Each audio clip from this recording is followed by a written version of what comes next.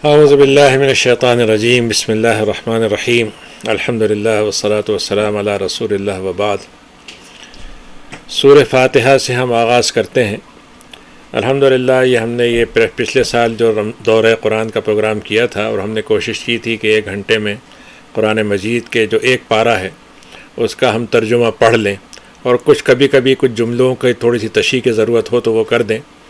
تو آج کا یہ ہمارا پہلا دن ہے اور پہلا سپارہ انشاءاللہ آج ہم کوشش کریں گے پڑھنے کی۔ بسم اللہ الرحمن الرحیم الحمدللہ رب العالمین۔ یہ سورہ فاتحہ ہے۔ اللہ تعالیٰ کی تمام تعریفیں، جو تعریفیں ہو سکتی ہیں، جتنی بھی ہو سکتی ہیں، وہ صرف اللہ کی ہیں، اور وہ ہر حال میں حمد کا مستحق ہے، اور وہ بے انتہا مہربان ہے اور بے انتہا رحم فرمانے والا ہے۔ اللہ تعالیٰ نے 2 لفظ استعمال کیے ہیں اس میں، رحمان اور رحیم۔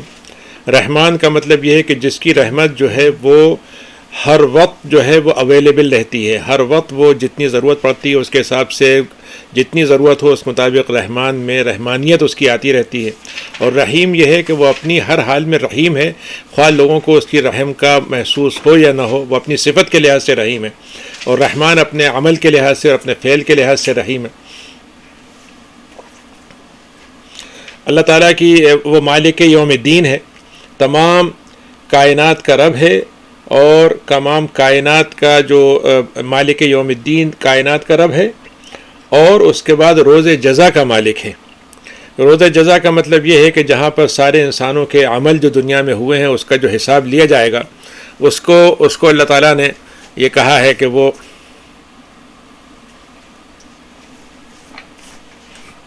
جو اللہ تعالیٰ نے اس میں حساب کا دن ہے تو اس کو یوم الدین کہا ہے۔ دین کا مطلب یہ ہوتا ہے کہ جس میں سارے لوگ اللہ کے آگے مجبور ہوں گے، اللہ تعالیٰ کے حکم کے پابند ہوں گے، اور کسی طرح سے بھی اپنی مرضی کے خلاف کوئی بات اگر ہوگی تو اس کو بدل نہیں سکتے۔ تو وہ مالک ہے اس دن کا جس دن سارے لوگ جھک چکے ہوں گے اللہ کے آگے، اور پھر جو اللہ تعالیٰ کا فیصلہ ہوگا اس کو وہ ماننے پہ مجبور ہوں گے۔ اس لیے اس کو یوم الدین کہتے ہیں، اس کو یوم جزا بھی کہتے ہیں، یوم حساب بھی کہتے ہیں۔ لیکن اصل مطلب دین کا ہوتا ہے کسی کے آگے بالکل تابع دار ہو کر جھک جانا، اور اس کے اپنی کوئی کسی قسم کی بات اپنی نہ منوا سکنا۔ اس کے بعد ہے ہم اب اللہ تیری ہی عبادت کرتے ہیں اور تجھ سے ہی مدد مانگتے ہیں۔ عبادت اور مدد دونوں ایک ہی چیز ہیں، لیکن عبادت چونکہ کبھی ہم سمجھتے ہیں کہ وہ صرف نماز روزے کا نام ہے، تو اس میں اللہ تعالیٰ نے خاص طور سے ایک چیز کو اور بڑھا کے الگ سے واضح کر کے کہا کہ ہم تجھ سے مدد مانگتے ہیں، یعنی ہماری جتنی بھی ضرورتیں ہیں، جتنی بھی ہماری مانگیں ہیں، جتنی بھی ہماری خواہشیں ہیں، ہم تجھی سے مانگتے ہیں۔ یعنی اسباب ہم تلاش کرتے ہیں، لیکن اسباب بھی آپ ہی سے مانگتے ہیں، اسباب بھی دینے والے آپ ہیں، اور اسباب کو مؤثر بنانے والے اور اس کی طاقت پیدا کرنے والے بھی آپ ہی ہیں۔ تو ہم آپ سے دونوں باتیں مانگتے ہیں کہ ہمیں اچھے اسباب فراہم کر دیں، برے اسباب سے بچا لیں، اور اچھے اسباب کے نتائج بھی آپ ہمیں دکھا دیں اور اس کا ہمارے لیے مفید بنا دیں۔ ہمیں سیدھے راستے کی طرف آپ ہدایت دے دیجئے، رہنمائی دے دیجئے۔ سیدھا راستہ ایک تو وہ ہوتا ہے جو نظروں سے دیکھا جاتا ہے، اور ایک وہ ہوتا ہے جو انسان کے نظریے کے لحاظ سے دیکھا جاتا ہے۔ تو یہاں پر سیدھا راستہ وہ ہے کہ جب ہم نے ایک منزل طے کر لی ہے کہ ہم اس دنیا میں رہیں گے اور آخرت تک ہم کامیابی کی منزل طے کرنا چاہتے ہیں، اور جب منزل ہم طے کر لیں تو ہماری کامیابی کی منزل اس سے جڑ جائے، آخرت میں جنت ہمیں مل جائے، تو وہ راستہ ہمیں بتا دیجیے جس پہ ہم چلیں، اور چلنے کے بعد ہماری منزل کا اختتام وہاں ہو جہاں آپ نے کامیابی رکھی ہے۔ ہم راستے کو، وہ راستہ جن پر تو نے چلنے والوں پر انعام کیا تھا، جس کے راستے پہ چلنے والے جو تھے وہ تیرے انعام کے مستحق ٹھہرے تھے، وہ نہیں جو تیرے انعام سے محروم کر دیے گئے، یا جن کو تو نے اپنا سیدھا راستہ دکھانے کا ان کو بتانا چاہا لیکن وہ خود بھٹکنے پہ آمادہ ہو گئے، بھٹکتے چلے گئے، راستے سے دور ہوتے چلے گئے اور بھٹک گئے۔ اس کے بعد یہ سورہ بقرہ ہے، جو ویسے تو مدنی صورت ہے، جو مدینے میں اتری تھی، لیکن ترتیب کے لحاظ سے یہ قرآن مجید کی دوسری صورت ہے سورہ فاتحہ کے بعد۔ فاتحہ کو تو اس لیے بھی کہتے ہیں کہ وہ اس سے آغاز ہوتا ہے۔ اب یہاں سے جو ہم نے یہ دعا مانگی ہے اللہ تعالیٰ سے، ایک تو ہم نے اس کی تعریف کی، تو اللہ تعالیٰ نے ہمیں آگے پورے قرآن نے بتایا کہ ہم کیا ہیں، ہمیں کیسے تمہیں ماننا چاہیے، اور پھر ہم نے جب اس سے یہ اقرار کر لیا کہ ہم تجھے رحمان اور رحیم مانتے ہیں، تو وہ بھی اللہ تعالیٰ اپنا اس کی دلیل آگے قرآن میں دے گا۔ پھر ہم نے اس سے یہ بتایا کہ ہم تجھے مالک یوم الدین بناتے ہیں، تو اللہ تعالیٰ نے یہ بتا دیا کہ ہم وہاں پر فیصلے کیسے کریں گے، کن بنیادوں پہ کریں گے، کن اصولوں پہ کریں گے، کون ناکام ہوگا تو کیوں ہوگا، کوئی کامیاب ہوگا تو کیوں کامیاب ہوگا۔ پھر ہم نے جو عبادت کی بات کہی تو اللہ نے ہم کو عبادت کے طریقے بتلائے۔ پھر اس کے بعد جب ہم نے کہا کہ سیدھے چلنے والوں کا راستہ اچھے والوں کا، تو اللہ نے بتا دیا کہ وہ کون تھے جو اللہ کے راستے پہ چل کے کامیاب ہوئے، اور کون ہوئے جو ناکام ہوئے. تو یہ ساری باتیں جو ہم نے کہی تھیں ان کا جواب پوری قرآن مجید کی باقی صورتوں میں ہے. تو پہلی صورت ہے کہ الف لام میم ذالک الکتاب لا ریب فیہ ھدی للمتقین. تم نے ہم سے ہدایت مانگی ہے تو ہم تمہیں یہ کتاب اتار رہے ہیں اس کے لیے، جو اتری تو ہے جستا جستا تھوڑی تھوڑی، لیکن کتابی شکل میں یہ اس وقت بھی لکھی گئی تھی، ترتیب کے ساتھ لکھی گئی، اور اب باقاعدہ کتابی شکل میں موجود ہے، اور اس میں کوئی شک نہیں ہے. شک کا مطلب یہ ہے کہ اس کے کمیونیکیٹ کرنے میں اللہ تعالیٰ سے نبی کریم صلی اللہ علیہ وسلم تک کوئی اس میں کبھی کوئی ایسا نہیں ہوگا کہ بیچ میں کوئی چیز نے اس میں مداخلت کر دی ہو، کوئی بیچ میں اس نے انٹرسیپٹ کر دیا ہو. اور دوسرے یہ کہ جو اس کے مضمون ہے اس مضمون میں کسی قسم کی کوئی شک و شبہ کی بات نہیں ہے، کوئی ایسی چیز نہیں جو حقیقت کے خلاف ہو. اور یہ ہدایت ہے متقین کے لیے. اب یہاں پر اگر ایک آدمی پہلے سے متقی ہے تو اس کو ہدایت کی کیا ضرورت ہے، وہ تو ہدایت یافتہ ہے. تو یہاں پر متقین کا مطلب یہ ہے کہ وہ جو لوگ اپنے آپ کو آمادہ پاتے ہیں کہ وہ نیک بننا چاہتے ہیں، ان کو تلاش ہے جستجو حقیقت کی، ان کو تلاش ہے سیدھے راستے کی، ان کے اندر آمادگی ہے اس سیدھے راستے کو قبول کر لینے کی، تو یہ راستہ دکھانے والی کتاب ہم تم کو دے رہے ہیں اس کے لیے، ایسے لوگوں کے لیے. یعنی دوسرے الفاظ میں خدا یہ کہہ رہے ہیں اللہ تعالیٰ کہ اگر اس کتاب کو ملنے کے بعد بھی آدمی کو ہدایت نہیں پائے تو کامیابی اس کی اور ناکامی اس کی ہے، کتاب کی نہیں ہے. کتاب تو ہدایت کے لیے موجود ہے لیکن وہ اس کو لینا نہیں چاہ رہا، تو اس لیے وہ اس کو فیلیور اس کو کہیں گے، کتاب کو فیلیور نہیں کہیں گے. اور اس متقین کی صفتیں اللہ نے بیان کر دی کہ وہ لوگ جو اللہ تعالیٰ، کیسے ان کی صفت کو تم پہچانو گے کہ وہ لوگوں غیب پر ایمان لاتے ہیں. یعنی اللہ تعالیٰ کو نہیں دیکھا، اللہ کی جنت دوزخ کو نہیں دیکھا، اللہ کی بہت سی باتوں کو نہیں دیکھا، لیکن اللہ تعالیٰ کے بتانے پر اور نبی کریم صلی اللہ علیہ وسلم کی گواہی دینے پر ان کو مان لیتے ہیں. تو غیب جو ہوتا ہے وہ چیز ہوتی ہے جو انسین ہے، نان ایگزسٹنگ نہیں. ہمارے یہاں دونوں کو مکس کر دیتے ہیں کہ بھائی جو چیز دکھ نہیں رہی وہ ہے بھی نہیں. اللہ تعالیٰ یہ کہہ رہا ہے نہ ہونا ایک الگ بات ہے اور نہ دکھنا ایک الگ بات ہے.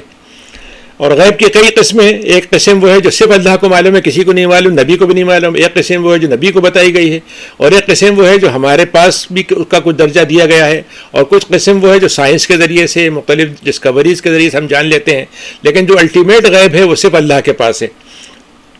وہ لوگ نماز قائم کرتے ہیں، جب نماز کا حکم دیا گیا تو وہ نماز کو پڑھتے نہیں ہیں بلکہ اس کے پورے اہتمام کے ساتھ، پورے حقوق کے ساتھ، پورے آداب کے ساتھ اس کو ادا کرنے کی کوشش کرتے ہیں.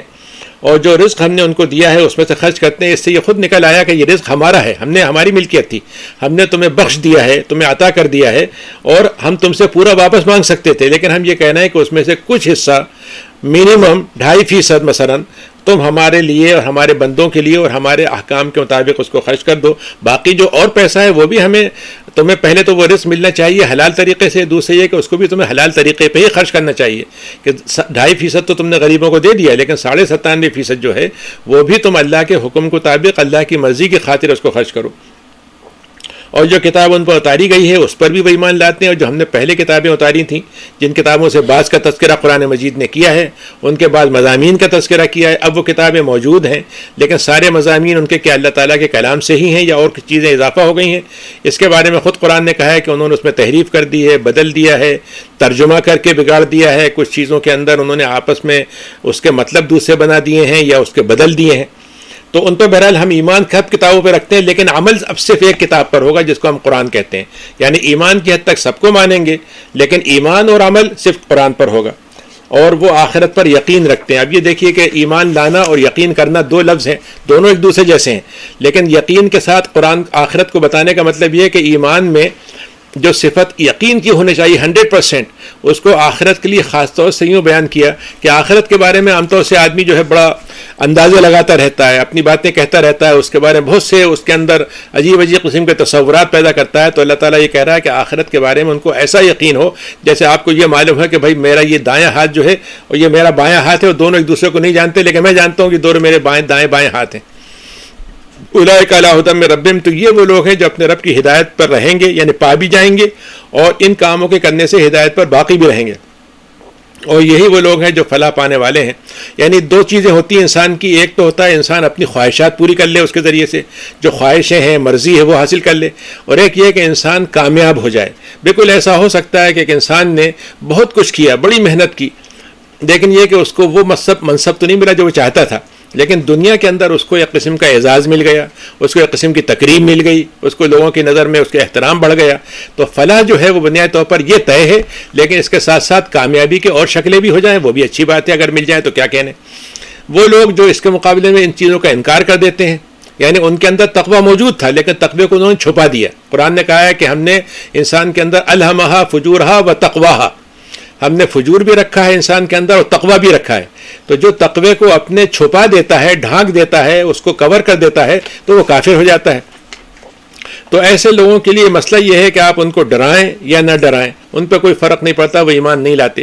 اس کا یہ مطلب نہیں کہ ہم ڈرائیں نہیں، ہمیں تو اپنا کام کرنا ہے. اللہ کو معلوم ہے کہ وہ ایمان لائیں گے یا نہیں لائیں گے، لیکن ہماری ذمہ داری ہے کہ ہم ان کی بات پہنچا دیں، ان کو سمجھا دیں، جس حد تک ہو سکتا ہے ان سے بحث کر لیں. لیکن اگر وہ نہیں مان لاتے ہیں تو ان کو ان کے حال پہ چھوڑ دیں، پھر ان کا معاملہ اللہ کے ساتھ ہوگا. اللہ تعالیٰ نے ان کے دلوں پر مہر لگا دی، ان کے دلوں پر اور ان کے کانوں پر اور ان کی نگاہوں پہ پردہ پڑ گیا ہے، اور یہ بڑے دردناک عذاب کے آگے جا کے ملنے والے ہیں. یہ اللہ تعالیٰ نے جو مہر لگا دی تو مہر لگا دی اس لیے وہ محروم ہو گئے نہیں، بلکہ وہ انہوں نے چونکہ اللہ تعالیٰ سے تعلق ہی نہیں بنانا چاہا تو اللہ تعالیٰ نے بھی ان کو اپنے دروازے بند کر دیے اور دروازے پہ آنے سے ان کو روک دیا.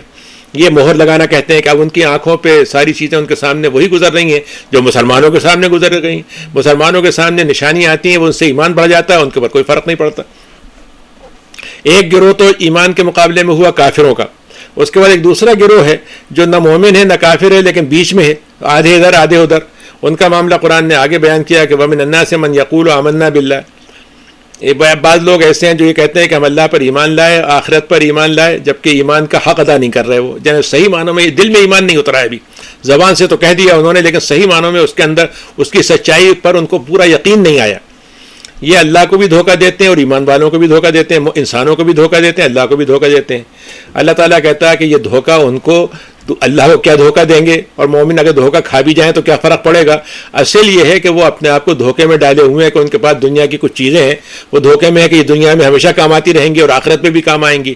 یہ وہ دھوکہ ہے جس کو وہ دھوکے میں پڑھ کے اللہ کی دی ہوئی باتوں کو اور بتائے ہوئے وعدوں کو چھوڑ دیتے ہیں اور اس کا ان کو احساس بھی نہیں ہوتا. ان کے دلوں میں ایک بیماری ہے اور یہ جب بیماری کو یہ دور نہیں کرتے تو اللہ تعالیٰ ان کی بیماری کو بڑھنے دیتا ہے. یعنی دوسرے الفاظ میں کفر کی بیماری جو ہے وہ صرف تھوڑی سی سمپل نہیں ہے، بلکہ جب وہ بڑھے گی تو اس میں کینسر جیسی ہے کہ وہ سیل پہ سیل بڑھتے چلے جائیں گے اور پورے جسم کو وہ مطلب یہ کور کر لے گا.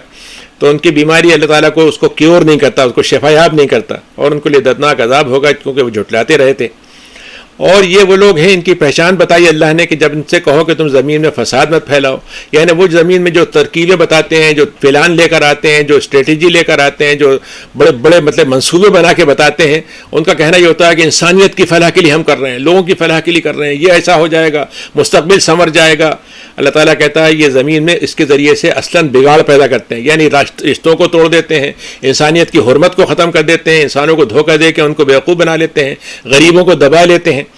تو یہ سب لوگ جو ہیں فساد پھیلاتے رہتے ہیں، جبکہ ان کا دعویٰ یہ ہے کہ ہم اصلاح کرنے والے ہیں. پھر اللہ تعالیٰ یہ کہتا ہے کہ نہیں وہ تو فساد پھیلانے والے ہیں لیکن ان کو اس کا اندازہ ہی نہیں ہو رہا. یعنی وہ ایسا نہیں کہ سمجھ نہیں رہے، لیکن ان کا اندازہ یہ ہے کہ ان کو یہ اندازہ نہیں ہو رہا کہ ان فساد کے نتیجے میں واقعتاً ان کو پکڑ بھی ہوگی کہ نہیں ہوگی. وہ سمجھتے ہیں ہم نے سارے کام کر لیے، ہم اپنے آپ کو دبا لیں گے، کوئی مسئلہ نہیں ہے. اور اللہ نے کہا کہ وہ وَإِذَا قِيلَ لَهُمْ آمِنُوا، اچھا ان سے جب یہ کہا جاتا ہے کہ تم بھی ایسے ہی ایمان لے آؤ جیسے دوسرے لوگ ایمان لے آئے ہیں، تو ان کا کہنا یہ ہوتا ہے کہ یہ بیوقوف طرح کے کچھ بیوقوف قسم کے لوگ ہیں جو ایمان کے چکر میں پھنس گئے ہیں، نبی کی بات کو مان کے بیوقوف میں شمار ہو رہا ہے ان کا. ہم ایسے بیوقوف نہیں، ہم تو بہت اسمارٹ لوگ ہیں. یعنی جب اللہ تعالیٰ یہ کہتا ہے کہ دیکھو ایمان کا معیار کون بنے گا، ایمان تو ایک چیز ہے جو اللہ تعالیٰ دے رہا ہے، تو ایمان کا معیار نبی بنیں گے اور ان کے ماننے والے بنیں گے. اور وہ ماننے والے جو ہیں وہ دنیا کو کھو کر ساری چیزوں کو خطرے مول لے کر وہ ایمان لا رہے ہیں، تو ان کی نظر میں وہ بیوقوف لوگ ہیں. اور یہ وہ لوگ ہیں جو اپنے سارے راستے بچا کے رکھتے ہیں، اپنے آپ کو بہت ہی ہر چیز کا انہوں نے انتظام کر لیا ہے، کوئی ان کو خطرہ نہیں ہوتا ہے. تو اللہ تعالیٰ نے یہ کہا کہ یہ کہتے ہیں کہ ہم یہ بیوقوف لوگ ہیں. اللہ تعالیٰ کہتا ہے بیوقوف تو تم ہو کہ تمہارے پاس ایک دنیا کی دولت مل رہی تھی، فرض کیجئے وہ $1 بلین کی قیمت تھی، اور اللہ تعالیٰ تم کو وہ آخرت دینے والا تھا جس کی خربوں ڈالر کی قیمت تھی، تو تم نے خربوں ڈالر چھوڑ دیے اور ایک چھوٹے سے سرمایہ پہ تم نے قناعت کر لی، تو بیوقوف تو تم ہو. لیکن ان کو اس کا علم ہی نہیں ہوتا، علم حاصل کرنا چاہیں بھی تو وہ حاصل نہیں کر پاتے، کیونکہ دنیا کا علم اپنا ان کو یہ بتاتا نہیں ہے، اور آخرت کا علم اللہ کے نبی سے ملتا ہے وہ اس سے لیتے نہیں ہیں. جب وہ اللہ تعالیٰ کے ساتھ لوگ اچھا ان کا رویہ کیا ہے، مومنین سے ملیں گے تو ان کے ساتھ بڑا مطلب محبت ملنساری اور بڑے مطلب بھائی چارگی کا اظہار کریں گے، کہ وہ کہیں گے دیکھیے ہم بھی تو ایمان لانے والے ہیں، ہم تو آپ کے ساتھ ہیں۔ لیکن جب یہ اپنے دوستوں پہ جا کے ملتے ہیں جن کا اپنی الگ سے ایک گروپ ہوتا ہے، جو سارے منافقین کا ایک گروپ بنتا ہے جو اسلام کا مذاق اڑانے کے لیے جمع ہوتے ہیں، تو ان سے یہ کہتے ہیں کہ دیکھا، تو ان کے لیے اللہ تعالیٰ نے لفظ استعمال کیا کہ جو شیاطین ہوتے ہیں، شیطان و صفت ہوتے ہیں، کہ برائی پہ ہی ان کا توجہ جاتی ہے۔ جب وہ لڑتے ہیں تو کہتے ہیں انا معکم، ان سے کہتے ہیں بھائی تم پرواہ مت کرو، ہم ان سے مل کر آئیں، لیکن اصل جوڑ تو ہمارا تمہارے ساتھ ہی ہے، اور ہم تو ان سے ذرا سا لطف لینے کے لیے، کچھ جوک سنانے کے لیے، کوئی مزہ لینے کے لیے، کچھ مذاق کرنے کے لیے گئے تھے۔ تو اللہ تعالیٰ کہہ رہا ہے کہ یہ بات سمجھ لو، اللہ یستہزئ بہم، اللہ تعالیٰ تم سے جو مذاق، اللہ تعالیٰ تمہارے ساتھ جو مذاق ہوگا تمہیں اندازہ ہی نہیں کہ وہ کتنا برا مذاق ہوگا تمہارے ساتھ۔ تمہارا مذاق تو بہت تھوڑی دیر کا ہے اور وہ بہت حقیقی نہیں ہے، لیکن اللہ کا مذاق جو ہوگا وہ بہت بھیانک ہوگا۔ اور ان کو ان کی کیا مذاق ہے کہ ان کی سرکشی میں اللہ تعالیٰ ان کو بڑھتا رہتا ہے اور ان کو مطلب ڈھیل دیتا چلا جاتا ہے، اور اس میں وہ گمراہی کے اندر اندھے بہرے ہوتے چلے جاتے ہیں۔ بالکل ان کی ساری جتنی صلاحیتیں ہیں جو دنیا میں اللہ نے دی ہیں اس سے ان کو حق نہیں مل پاتا، ساری چیزیں مل جاتی ہیں، اس کے بارے میں اندھے رہتے ہیں۔ اولئک الذین اشتروا الضلالۃ بالہدی، یہ وہ لوگ ہیں جنہوں نے گمراہی کو خرید لیا ہدایت کے بدلے میں۔ یعنی دوسرے الفاظ میں جب انسان گمراہی میں جاتا ہے تو اصلاً اس کے پاس جو ہدایت کا آپشن تھا اس کو کھو دیتا ہے وہ، تو اس طرح سے خرید فروخت اس نے کی، تو آپ نے ایک بہت ہی بیکار قسم کی چیز کو، ایک جھوٹے ڈائمنڈ کو سچے ڈائمنڈ سے آپ نے بدل لیا، تو آپ کا خسارے والا سودا ہو گیا۔ فما ربحت تجارتہم، تو ان کی یہ تجارت تو بڑی خسارے والی ہوئی ہے، اور اس کے بعد ان کو سمجھ میں بھی نہیں، سوچتا بھی نہیں انہیں کچھ کہ اب ہم کیا کریں اس کے بعد۔ تو ان کی مثال ایسی ہے جیسے ایک آدمی ہو کہ اس نے آگ جلائی۔ آپ تصور کیجئے کہ ایک آدمی صحرا میں جا رہا ہے اور وہاں پر ٹھنڈک بھی ہو رہی ہے، رات کا اندھیرا ہو چکا ہے، اب اس کے بعد کوئی گھر تو ہے نہیں، تو وہاں پر لکڑی جمع کی اور اس نے کچھ مطلب یہ کسی طریقے سے آگ میں ذرا سی تھوڑی سی جلا لی اس کو۔ اب جب وہ آگ جلانے کے بعد اب اس کے ذہن میں یہ ہوا کہ یہ روشنی جو ہے، اس کی روشنی سے مجھے ایک تو آس پاس سے دکھنے لگے گا، اور دوسری ایک لکڑی جلتی ہوئی میں ہاتھ میں لے لوں گا تو کہیں دور تک جانا ہے تو اندھیرے سے میں بچ بھی جاؤں گا۔ تو اللہ تعالیٰ نے کہا کہ سوچو کہ ایک آدمی کو جب روشنی مل گئی اور آنکھ چلی گئی، اس کی بینائی چلی گئی، تو اب کیا ہوگا؟ یعنی دوسرے الفاظ میں جب اللہ تعالیٰ نے انسان کے لیے کہا کہ تم یہ سمجھتے ہو کہ تمہارے پاس دولت آ گئی، تمہارے پاس صلاحیتیں آ گئیں، اولادیں مل گئیں تمہیں، اور ساری چیزیں تمہیں مل گئیں، اب تم نے سوچا کہ اب تو مجھے اللہ کی ضرورت ہی نہیں، تو اللہ تعالیٰ نے تم سے وہ چیز چھین لی جس کے ذریعے سے تم سارا بھروسہ کیے بیٹھے تھے۔ تو اب تمہاری بینائی اگر چلی گئی تو یہ بتاؤ کہ پھر تم ان چیزوں کو دیکھو کیسے؟ وَتَرَكَهُمْ، نتیجہ کیا ہوا کہ وہ تاریکیوں میں بھٹکتے رہتے ہیں اور ان کو کچھ نہیں سوچتا ہے، اور یہ اندھے ہیں، بہرے ہیں، نابینا ہیں۔ فَهُمْ لَا يَرْجِعُونَ، اور اب یہ پلٹ کے آنے والے نہیں ہیں۔ یا ایک اور مثال سے سمجھو بات کو، کہ ایک آدمی کے اوپر بارش کا ایک بڑی دھواں دھار بڑی زبردست قسم کی بارش ہو رہی ہے، ایسی بارش کے مطلب رک نہیں رہی، اور اس کے ساتھ ساتھ کیا ہو رہا ہے کہ وہ اندھیرا چھا گیا، بادل کا اندھیرا، سورج دب گیا، مطلب ڈوبا نہیں ہے لیکن دب گیا، پیچھے ہو گیا، اور اس کی وجہ سے اتنا اندھیرا ہو گیا کہ بالکل معلوم ہے کہ ہاتھ کو ہاتھ نہیں دکھ رہا۔ اب اس میں ایک دم گرج چمک ہونے لگی، کڑک دار چمک ہوئی۔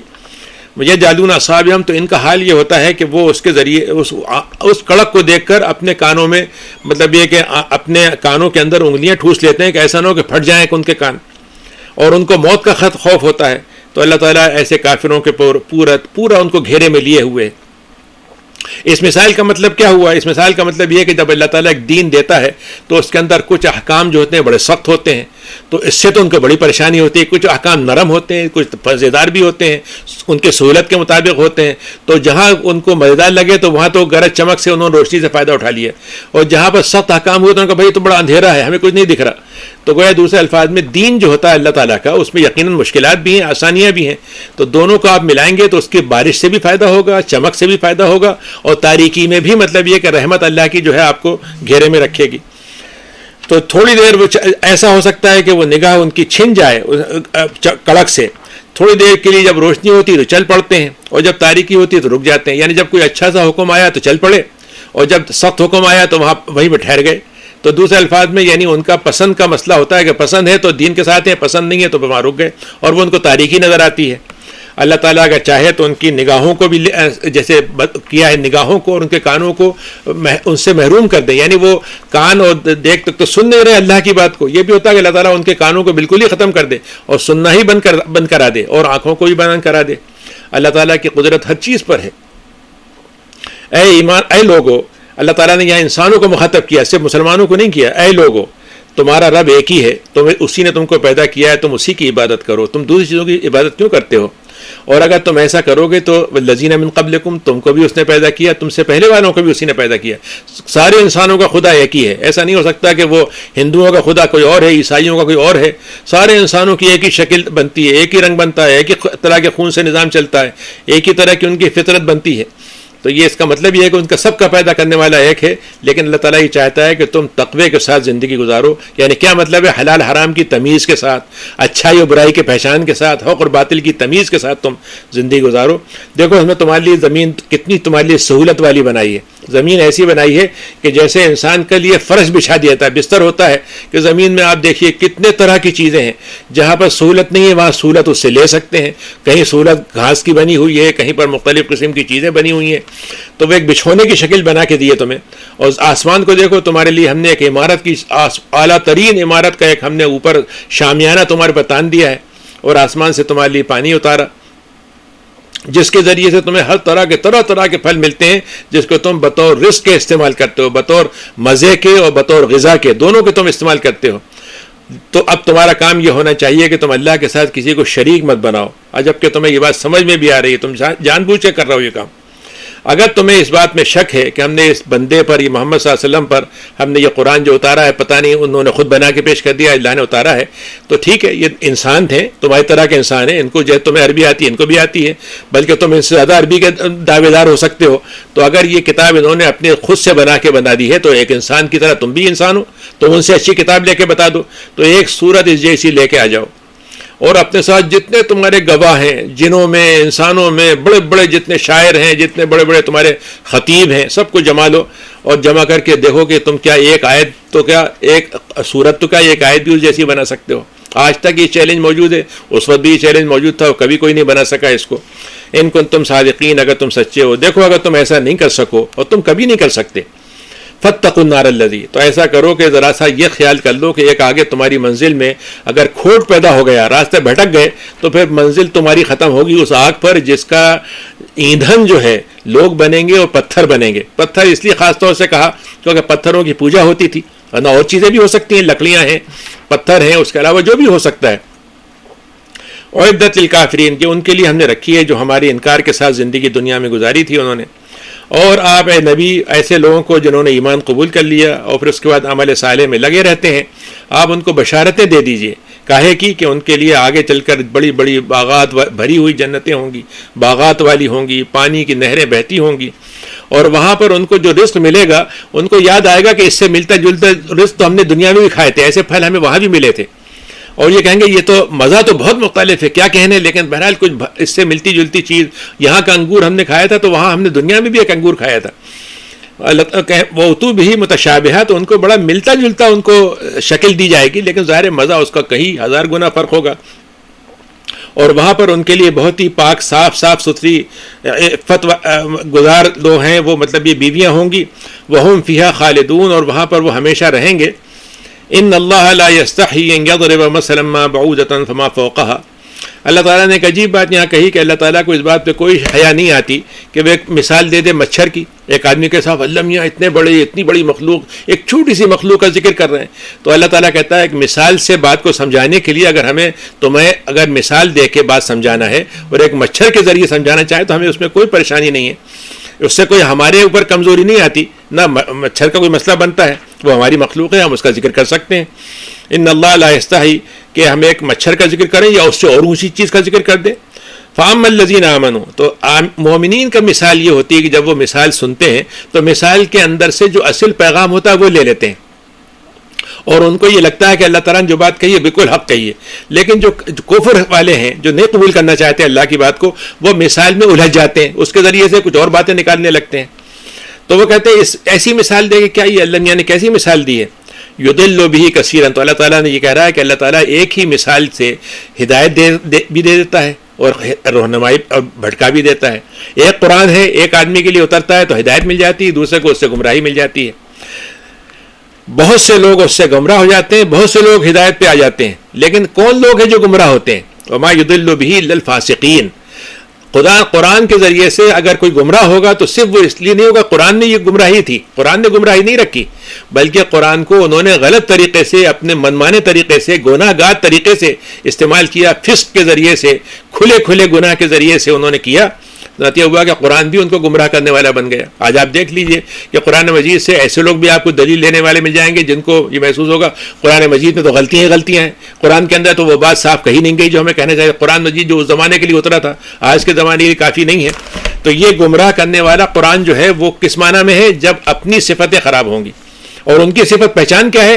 کہ جو انہوں نے اللہ کے ساتھ ایک عہد باندھا تھا پیدائش کے وقت میں کہ اللہ ہم تیری عبادت کریں گے، تو یہ خدا مان کے رکھیں گے اور ہم تیری عبادت کے ساتھ زندگی گزاریں گے، یہاں دنیا میں آئے، یہاں کی دنیا کی جو کہیے کہ جو رنگینیاں تھیں اس میں اپنے آپ کو انہوں نے مست کر دیا، بھول گئے، اور اللہ کو انہوں نے اللہ سے عہد توڑ لیا، اور پھر دنیا میں جو اللہ نے جن رشتوں کو بنانے کے لیے کہا تھا ان رشتوں کو کاٹ دیا، خاندانی رشتے ہیں ان کو توڑ دیتے ہیں، جن کے ساتھ ان کا احترام کا رشتہ ہے اس کو توڑ دیتے ہیں، جن کے ساتھ ان کا احسان کا رشتہ ہے اس کو توڑ دیتے ہیں، اور زمین میں فساد پھیلاتے چلے جاتے ہیں۔ فساد وہ نہیں ہے جو دنیا میں نظر آتا ہے خالی، بلکہ فساد وہ ہے کہ آپ چیز کو، جس چیز کا جو مقام ہو اس کو اس سے ہٹا دیں، یہ بھی فساد ہے۔ جس چیز کے لیے جس طرح کا درجہ ہونا چاہیے اس درجے سے آگے پیچھے کر دیں، وہ فساد ہے، اور یہ لوگ خسارے والے ہیں۔ اے لوگوں تم یہ بتاؤ کہ تم کفر کیسے کر لیتے ہو؟ کیسے تمہیں کر لینا چاہیے؟ تم مردہ تھے، پہلے مردہ تھے، مردہ کے بعد تمہیں زندہ کر دیا، ہم نے ایک روح بنا دی تمہارے اندر، اب تمہیں پھر ہم ایک موت دے دیں گے اور موت کے بعد پھر تمہیں زندہ کریں گے، تو 2 موتیں ہوں گی اور 2 حیات ہوں گی، اور ہمارے پاس تمہیں لوٹ کے آنا ہے۔ دیکھو تم تو اس بات کو غور کرو کہ ہم نے تمہارے لیے کائنات کتنی بڑی بنائی ہے، یہ زمین خود کتنی بڑی ہے اور کائنات کتنی بڑی ہے، یہ ہم نے سب کے سب زمین تمہارے لیے بنائی، اور اللہ تعالیٰ کا اپنا ایک مقام ہے، باعزت مقام ہے کہ وہ آسمان کے اوپر جو ہے وہ ٹھہرا ہوا ہے، اور اس نے 7 آسمان بنائے ہیں، اور اللہ تعالیٰ ہر چیز کا علم رکھتا ہے، ہر چیز کا علم رکھنے والا ہے۔ اور اس کے بعد اس نے اللہ تعالیٰ نے کہا کہ ذرا سا ہم تمہیں اپنا منظر بتاتے ہیں کہ ہدایت یافتہ لوگوں کا آغاز کیسے ہوا، انسان کا آغاز کیسے ہوا، اور وہاں سے ہدایت کا رشتہ پہلے دن سے کیسے قائم ہوا۔ ہمارے انسان کے بارے میں آج جو مطلب یہ کہ اینتھروپولوجسٹ ہوتے ہیں اور انسانی زندگی کے بارے میں باتیں کرتے ہیں، وہ تو یہ بتاتے ہیں کہ انسان کو بہت دنوں کے بعد وہ ڈارک ایج سے نکلا تھا، دھیرے دھیرے اس کو کچھ باتیں معلوم ہوئیں۔ اللہ تعالیٰ کہہ رہا ہے کہ جب ہم نے انسان بنایا تھا تو ہدایت پہلے دن سے اس کو مل گئی تھی، پہلا انسان ہدایت یافتہ تھا۔ کیسے ہوا؟ کہ اللہ نے کہا کہ دیکھو ہم نے فرشتوں سے ایک بات بتائی کہ ہم ایک زمین میں ایک خلیفہ بنانے جا رہے ہیں۔ خلیفے کا مطلب یہ ہوتا ہے کہ جس کو ہم اپنی طرف سے ایک نمائندگی دیں گے اور وہ ہمارے بہاف پر، ہماری نمائندگی میں جو ہم حکم دیں گے اس کو نافذ کرے گا، وہ خود مختار نہیں ہوگا کہ اپنی مرضی جو چاہے کرے، جیسے آج کا انسان ہے کہ آج کا حکمراں یہ سمجھتا ہے کہ میری مرضی جیسے چاہوں میں چلوں۔ اللہ تعالیٰ نے کہا کہ ہم نے سارے آدم کو سب سے پہلے خلیفہ بنایا، اور پھر ان سے یہ کہا، اور خلیفہ کا مطلب یہ ہم نے اعزاز دیا ان کو کہ جو کام ہم کرتے ہم ان سے کروانا چاہتے ہیں، یہ اعزاز کی بات ہے۔ لیکن خلیفہ بنانے میں آزمائش بھی ہے کہ اگر ہم صحیح کریں گے تو صحیح خلیفہ ہوں گے ورنہ ناکام ہوں گے۔ تو فرشتوں نے یقیناً ان کے ذہن میں یا ان کی معلومات میں یہ ہوگا کہ اس سے پہلے کی کوئی مخلوق رہی ہوگی جس کے ذریعے سے کافی بگاڑ ہوا ہوگا، تو انہوں نے ایک سوال کیا کہ کیا ایسا تو نہیں ہوگا کہ یہ جو مخلوق آپ بنا رہے ہیں یہ زمین میں خوب فساد پھیلائے اور خوب خون ایک دوسرے کا بہائے؟ تو انہوں نے کہا کہ اگر آپ کو عبادت گزار لوگوں کی ضرورت ہے تو ہم فرشتے کوئی کم تو نہیں ہیں، ہم تو آپ کی صبح سے شام تک تسبیح بیان کرتے ہیں، حمد بیان کرتے ہیں، آپ کی تقدیس میں لگے ہوئے ہیں۔ تو اللہ نے کہا کہ نہیں، مجھے معلوم ہے کہ مجھے کیوں پیدا کرنا ہے اور اس کی کیا حکمتیں ہیں، تمہیں نہیں معلوم اس کا۔ پھر اللہ تعالیٰ نے آدم کو جب پیدا کیا تو اس کے بعد ان کے اندر یہ صلاحیت رکھ دی کہ وہ تمام ناموں کو اپنے اندر سمیٹ سکیں۔ دنیا کی جتنی معلومات ہیں وہ آدم علیہ السلام کے اندر اتار دی گئیں، ان کو بتا دی گئیں، ان کے ذہن میں پروگرام میں ڈال دی گئیں، اور وہ ساری مخلوقات جتنی بعد میں پیدا ہوں گی آدم علیہ السلام کی، وہ ان سب میں وہ منتقل ہوتی جائیں گی۔ تو ان سے فرشتوں کے سامنے ان کو پیش کیا اور کہا کہ یہ بتاؤ کہ یہ آدم کو کچھ نام معلوم ہے، تم بھی بتا سکتے ہو وہ نام کیا ہے؟ تو فرشتوں نے کہا کہ اللہ تعالیٰ آپ نے ہم کو جتنا بتایا اس کے آگے ہمیں کچھ نہیں معلوم۔ ہم ایک چیز کو معلوم کر لیتے ہیں لیکن ملٹیپل نہیں کر سکتے اسے، جیسے انسان ہے کہ 2 2 4 آپ نے بتا دیے تو 4 سے 4 8 بھی کر لے گا۔ فرشتوں کا علم وہ ہے جہاں تک ان کو کیا گیا بتا دیا گیا بس وہیں تک رہیں گے وہ۔ تو انہوں نے کہا کہ اللہ تعالیٰ یہ تو ہم نہیں کر سکتے۔ تو آدم سے اللہ نے کہا کہ ذرا تم اپنے یہ سب باتیں سناؤ۔ تو انہوں نے وہ سارے نام گنا دیے۔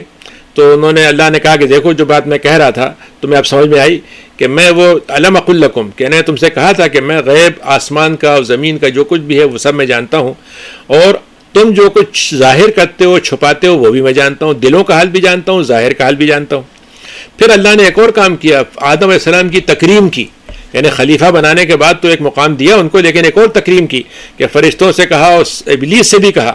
وہ زمانے میں جو پرانی قوم تھی اس کا بچا ہوا ایک آدمی تھا، بہت عبادت گزار تھا، تو اس سے کہا کہ سجدہ کرو اس آدم کو. تو سارے لوگوں نے سجدہ کیا، لیکن ابلیس نے انکار کر دیا. اور کیوں انکار کیا؟ تکبر کیا اس نے. یعنی تکبر کا مطلب کیا ہوا؟ اس کا حکم، اس نے اپنے آپ کو اللہ کے حکم کے بڑا بنا دیا. یعنی اللہ کے حکم اس کی نظر میں حقیر ہو گیا، اور اس کی اپنی شخصیت، اس کا اپنا جو بھی کہہ لیجئے کہ نور سے یا اس سے آگ سے پیدا ہوا تھا، وہ اس کی نظر میں زیادہ بڑی چیز ہو گئی، اور انسان اس کے مقابلے میں حقیر ہو گیا. مسئلہ یہ تھا کہ حقیر تو اللہ تعالیٰ کو اس نے بنانا چاہا، لیکن وہ یہ کہہ یہ رہا ہے کہ میں آدم کو حقیر سمجھتا ہوں، مجھ سے کمزور ہے. لیکن اصل اللہ تعالیٰ یہ کہہ رہا ہے کہ نہیں، آدم کو حقیر نہیں بنایا، اس نے مجھے حقیر بنا دیا. کیونکہ جب میرا حکم نہیں مانا تو اس کو ماننا چاہیے تھا، جس کو ماننا چاہیے تھا، تو اس نے میرے ساتھ تکبر کیا. تو اس سے کہہ دیا اللہ نے کہ اب تم کافروں میں ہو گئے. تو پھر اس کے بعد آگے اور جگہ تذکرہ آئے گا، یہاں تفصیل نہیں دی. پھر اللہ تعالیٰ نے آدم سے کہا کہ تم زمین میں رہو، اور اللہ نے ایک بیوی ان کے لیے پیدا کی. پھر ان سے کہا کہ تم جنت میں رہو، اور یہاں پہ اپنے آرام سے جتنی تمہیں طلب ہے، جیسے مزہ چاہتے ہو مزے کر کے تم یہاں رہو. اور دیکھو ایک درخت ہے جس کو ہم تمہارے لیے رکاوٹ ڈال رہے ہیں کہ تم اس کے قریب مت جانا، ایک آزمائش ہے بس، اور تم اگر ایسا کرو گے تو ظالموں میں ہوگے. یہاں پر شیطان ان کے پاس پھر پہنچ گیا، اور اس نے کہا کہ میں آپ کو بتاتا ہوں، اگر آپ یہ درخت کھا لیں گے تو آپ کو اصل میں یہ ہے کہ آپ کچھ دنوں بعد مر جائیں گے، لیکن یہ درخت کھا کے آپ ہمیشہ رہیں گے. تو انسان کی سب سے بڑی خواہش ہے کہ زندہ رہے ہمیشہ. آدم علیہ السلام اس کے بہکاوے میں آ گئے، انہوں نے وہ درخت کے قریب جا کے وہ درخت میں سے کچھ کھا لیا، جس کو بائبل والے کہتے ہیں کہ وہ سیب تھا. اور سیب کے بارے میں انہوں نے یہ مزید اس میں ایک دھوکے بازی اس میں پیدا کر دی کہ وہ علم کا سیب تھا. یعنی اللہ تعالیٰ وہ سیب جو تھا علم کا، وہ چھپانا چاہتا تھا. یعنی اللہ تعالیٰ اس علم کو بتانا نہیں چاہتا تھا. جو اللہ آدم علیہ السلام کو سارے علم بتا رہا ہے، وہ ایک سیب سے کیوں روکے گا انہیں؟ لیکن بس بائبل میں جب انسانی ذہن میں خرابیاں آتی ہیں تو اس طریقے سے وہ اللہ تعالیٰ پہ تہمت لگا دیتے ہیں. تو انہوں نے کہا کہ مت جانا. تو وہ نتیجہ کیا ہوا کہ شیطان نے بہکا دیا. تو نتیجہ کیا ہوا؟ اللہ نے کہا کہ اب تمہارا یہاں دنیا میں رہنا، جنت میں رہنا جو تھا انعام تھا، لیکن اب تم دنیا میں جا کر رہو گے. جب وہاں پر تم اچھے عمل کر کے آؤ گے تب تمہیں اب جنت ملے گی. یعنی اب تو بغیر مانگے مل گئی تھی، اب وہاں مانگنے پہ ملے گی اور محنت کرنے پہ ملے گی. تو زمین پہ تم چلے جاؤ، اور وہاں تمہاری زندگی میں یہ بھی ہوگا کہ تم ایک دوسرے کی دشمنی میں لگو گے، کھینچا تانی ہوگی، زمین کی تڑپ ہوگی، کوئی ہر ایک زمین پہ سب قبضہ کرنا چاہیں گے، ایک چیز پہ سب لوگ الجھیں گے، تو دشمنیاں بھی ہوں گی. لیکن یہ کہ تم زمین پہ تھوڑے دن رہنا ہے تمہیں، وہاں پر ایک ٹھکانہ ہے تمہارا، اور ایک تھوڑی مدت کی وہاں پر ضروریات کی حد تک گزارنے کے لیے ہم تمہیں دنیا دے رہے ہیں، ہمیشہ کے لیے نہیں دے رہے. وہ ٹرانزٹ لاؤنج ہے، اس میں تم کچھ دنوں کے لیے رہ لو، پھر ہمارے پاس آنا ہے تمہیں. تو آدم علیہ السلام نے جب ان سے غلطی ہو گئی تو اللہ نے آدم علیہ السلام کے بارے میں کہا کہ آدم نے کہا کہ اللہ میاں ہم کیسے اب توبہ کریں، ہمیں بتا دیجیے. اللہ نے وہ کلمات سکھائے ان کو، ان سے انہوں نے توبہ کی، اللہ نے توبہ قبول کر لی. یہ جو بائبل لکھتی ہے کہ آدم علیہ السلام کا اوریجنل سن ہے کہ ان سے غلطی ہو گئی، تو اللہ تعالیٰ نے پھر پوری انسانیت گناہگار پیدا کر دی، یہاں تک کہ عیسیٰ علیہ السلام آئے، انہوں نے سولی پہ چڑھ کے سارے لوگوں کی نجات دی. اللہ تعالیٰ کہہ رہا ہے کہ آدم علیہ السلام نے غلطی کی تھی یقیناً، لیکن اللہ نے ان کی توبہ قبول کر لی. تو سن کا مسئلہ ہی ختم ہو گیا. ایک تو مسئلہ یہ ہے. دوسرا یہ ہے کہ اللہ نے کہا کہ حدیث میں ہے کہ جو بھی پیدا ہوتا ہے وہ فطرت پہ پیدا ہوتا ہے، یعنی اس کا یہ ہو ہی نہیں سکتا کہ سن جو ہے ولا تزر وازرۃ وزر اخری، ایک کا گناہ دوسرے کو نہیں جائے گا. اسی میں ایک اور جو بائبل نے زیادتی کی وہ عورتوں کے بارے میں کی. اس نے کہا کہ حوا نے آدم کو بہکایا تھا، تو عورت بڑی خراب چیز ہے. اللہ تعالیٰ نے کہا کہ نہیں، شیطان نے دونوں کو بہکایا تھا، دونوں بہکے تھے. تو اللہ تعالیٰ نے عورت کی عزت وہاں پہ مطلب واضح کر دی. تو اللہ نے کہا کہ بہرحال اب تم زمین میں رہو، اور تمہارے پاس ایک ہدایت کا سلسلہ چلا رہے گا. جو ہدایت کو مان لے گا تو اس کو نہ تو کوئی خوف ہوگا، جو چیز کھو چکی ہے اس کا آگے والی چیز کا خوف ہوتا ہے، اور جو چیز کھو دیتا ہے اس کا غم ہوتا ہے. تو نہ پیچھے والی چیز کے کھونے کا غم ہوگا، دنیا چلی گئی تو غم ہوگا، اور آخرت میں منظر پتہ نہیں کیا ملتا ہے تو اس کا خوف تمہیں نہیں ہوگا. اور جو کفر کے ساتھ رہیں گے، ہماری باتوں کو جھٹلائیں گے، وہ تو جہنم والے ہوں گے، اور وہاں پر ان کو ہمیشہ کے لیے ان کا یہی انجام ہوگا، یہی ٹھکانہ ہوگا. پھر اللہ نے ایک بیچ میں ایک چھوٹا سا واقعہ، بہت لمبی واقعہ تاریخ گزار کے بنی اسرائیل کا ذکر کیا. بنی اسرائیل کا خاص طور سے اس لیے کیا کہ جتنی قومیں گزر چکی ہیں اس میں واحد قوم ہے جو آج بھی زندہ ہے. یعنی عاد اور سمود تو ختم ہو گئے لیکن بنی اسرائیل زندہ ہیں. تو اے بنی اسرائیل، میری نعمتوں کو یاد کرو کہ میں نے تمہارے ساتھ کیسے کیسے انعام کیے تھے، اور میں نے تم سے عہد لیا تھا، تو اب تمہیں عہد کو پورا کرنا چاہیے، اور مجھ سے ہی ڈرتے رہو، اور ایمان لاؤ جس پر میں نے تمہارے پاس کتاب اتاری اس پر ایمان لاؤ، اور آمنوا بما انزلت، اور جو کچھ میں نے اتارا ہے اس پر ایمان لاؤ اور اس کی تصدیق کرو. جو میں نے آج اتارا ہے اس پر بھی ایمان لاؤ، یعنی جو اس نبی پہ میں اتار رہا ہوں اس پر ایمان لاؤ، اور جو اس سے پہلے تمہارے اوپر کتاب اتاری تھی اس پر بھی صحیح طریقے سے ایمان لاؤ، اور دیکھو کفر کرنے والے مت بن جاؤ۔ اب یہاں یہ آیت خود بتا رہی ہے کہ یہودیوں کے لیے نبی کے آنے کے بعد اب ان کا ایمان کافی نہیں ہوگا ان کے اپنے انبیاء پر، جب تک نبی کریم پہ ایمان نہیں لاتے، اور اگر وہ انکار کر دیتے ہیں تو وہ اپنے اس دین سے بھی کافر ہو جائیں گے جو ان کا پرانا دین تھا اللہ کا، اس سے بھی کافر ہو گئے۔ اور دیکھو یہ دنیا جو ہے بہت تھوڑی سی چیز ہے، اگر تم اس کو خرید لو گے تو آخرت کے مقابلے میں یہ تھوڑی سی قیمت ہے، چند سکے ہیں یہ جو تمہیں دنیا میں تم اگر خرید لیتے ہو اس کے ذریعے سے۔ وَإِيَّايَ فَاتَّقُونِ، دیکھو مجھ سے ہی تقوی اختیار کرو، اور دیکھو حق اور باطل کو گڑبڑ مت کر دو۔ یہ ان کا ایک بہت بڑا فن ہے کہ جیسے میڈیا میں ہوتا ہے کہ تھوڑی سی سچ ملایا، تھوڑا سا جھوٹ ملایا اور ایسے پیش کیا کہ معلوم ہو کہ سب سچ ہے۔ تو حق اور باطل کو گڑبڑ مت کرو، جبکہ مومن کا پہچان یہ ہونی چاہیے، اور نبی کی پہچان یہ ہے کہ وہ حق کو حق بتاتے ہیں اور باطل کو باطل بناتے ہیں، اور مومن کو بھی یہی ہونا چاہیے۔ اگر ایک آدمی مومن سے ہٹ جائے گا تو پھر حق و باطل کی تمیز اس میں ختم ہو جائے گی۔ دیکھو تم حق کو چھپاؤ بھی نہیں کہ اگر تمہیں ظاہر کرنا پڑ جائے اور تم پیسوں کی خاطر ڈر کر یا کسی حکمراں کے ڈر کے حق کو چھپا دو، یہ بھی مت کرو۔ حق کو بدلو بھی نہیں، ملاوٹ بھی مت کرو اور چھپاؤ بھی نہیں۔ اور دیکھو نمازوں کو قائم رکھو، زکوٰۃ کو دیتے رہو، اور رکوع کرنے والوں کے ساتھ رکوع کرو۔ اس کا مطلب بھی تمہاری اجتماعیت ہونی چاہیے، انفرادی اسلام بھی ہے لیکن اجتماعیت کے ساتھ بھی ہونا چاہیے۔ کیا تم لوگوں کو برائی کا اچھائی کا حکم دیتے ہو اور خود اپنے لیے وہ حکم بھول جاتے ہو؟ یہ بھی نہیں ہونا چاہیے۔ ڈبل اسٹینڈرڈ کہ اپنے لیے کچھ اور دوسروں کے لیے کچھ، دو ترازویں ہیں، ایک ترازو اپنے لیے ایک دوسروں کے لیے۔ اور دیکھو تم اپنے آپ کے جو احکام اللہ نے تمہیں دیے ہیں تم اس کو بھول جاتے ہو، جبکہ تم کتاب میں پڑھ رہے ہو کہ یہ سارے احکام ہم نے اتار دیے تھے، تم یہ کہا ہمیں یاد ہی نہیں رہا کہ اچھا اللہ نے یہ حکم دیا تھا، جبکہ تم نے کتاب میں پڑھا ہوا وہ حکم موجود تھا۔ کیا تمہیں سمجھ نہیں آتی؟ اور دیکھو اپنی زندگی گزارنے کے لیے تمہیں اب آزمائشیں آئیں گی، شیطان ورغلائے گا، مختلف قسم کی دشواریاں بھی ہوں گی، تو اس کے لیے تم کیا کرو؟ صبر کے ساتھ ڈٹے رہو اور نمازوں سے مدد لو۔ نماز تمہارے لیے بہت بڑی چیز ہے، ایک آدمی پہ نماز کا ادا کرنا، لیکن اگر اللہ سے ڈرتا ہے تو نماز آسان ہو جائے گی۔ آپ دیکھیے نا، مطلب یہ ہے کہ جیسے اب نماز پڑھنا جو ہے، ہم تو بہرحال اللہ تعالیٰ نے ہم کو یہ صلاحیت دے دی ہے، توفیق دے دی ہے، پڑھ لیتے ہیں، لیکن ایک آدمی نہیں پڑھنا چاہتا اور سمجھتا بھی ہے پڑھنا چاہیے، لیکن آپ بلا کے تھک جائیں گے لیکن اس کو 2 رکعت پڑھنا مشکل ہوگی۔ افلا تعقل الا علی الخاشعین، جو اللہ سے ڈرتے ہیں اور اپنے انجام سے ڈرتے ہیں کہ اللہ کے آگے انجام ہمارا خراب نہ ہو جائے، تو وہ لوگ تو نماز کو آسان سمجھیں گے۔ اور یہ وہ کون لوگ ہیں جو اپنے آپ کو اللہ کے ساتھ یہ امید رکھتے ہیں کہ اللہ سے ان کا ایک دن ہے جس میں ملاقات ہوگی۔ اللہ سے ملاقات تو روزانہ ہو رہی ہے، ہم تو اللہ کے پاس ہر وقت ہیں، لیکن اس وقت تو وہ ہوگا جس کو ہم کہتے ہیں آمنا سامنا ہو جائے گا بالکل، اور وہاں پہ لوٹ کر جائیں گے۔ اے بنی اسرائیل، میری نعمتوں کو یاد کرو جو تم پہ میں نے اتاری تھیں، بڑے بڑے فضل تم پہ کیے تھے، نبوت ایک کے بعد نبوت، ایک کے بعد نبی، اور اس کے بعد طرح طرح کی رزق، اور تمہیں مطلب جو عذاب تھے اس سے تم کو نکالا، اور تمہیں دنیا کے اندر سب سے بڑھ کر کیا کیا؟ سارے جہانوں پہ فضیلت تم کو دی۔ اور دیکھو اس دن سے ڈرو، قیامت کا دن، جس دن تمہارے پاس اگر اعمال نہیں ہیں تو تمہارے پاس نہ تو کوئی شفاعت کرنے والا تمہارے کام آئے گا، نہ تم اللہ تعالیٰ سے کوئی مول تول کر سکو گے کہ اچھا میں نے اتنے نمازیں نہیں پڑھی تھی، فلاں اتنے پیسے آپ مجھ سے لے لیجئے، کوئی عادل اس کے برابر کا کوئی معاملہ ہو سکے گا، یا تمہیں کوئی مددگار صاحب مل جائیں گے جو تمہاری اللہ سے بچا لیں گے، یہ سب کچھ نہیں ہوگا۔ اور تم ذرا سا یاد تو کرو، میں نے آل فرعون کا خاندان کئی سو سال انہوں نے حکومت کی، اور کیا انہوں نے زبردست حکومت کی ہے، کیا ان کا جبروتی مقام تھا، کیا طاغوتی مقام تھا، اور کیا ان کی طاقت تھی، کس طریقے سے انہوں نے بڑے بڑے احرام بنائے ہیں، کیا کیا دنیا کی چیزیں انہوں نے بسائی تھیں۔ ذرا یاد تو کرو تمہارے ساتھ وہ کیا کرتے تھے۔ اپنے لیے تو بہت کچھ تھے لیکن تمہیں بدترین عذاب میں مبتلا کرتے تھے، بیٹیوں کو زندہ رکھتے تھے خادمہ بنا کر، اور لڑکوں کو مار دیتے تھے تاکہ ان سے مطلب یہ کہ ان کو ذلیل کریں، تمہاری طاقت کو توڑ دیں، اور اس میں تمہارے لیے بڑی آزمائشیں تھیں۔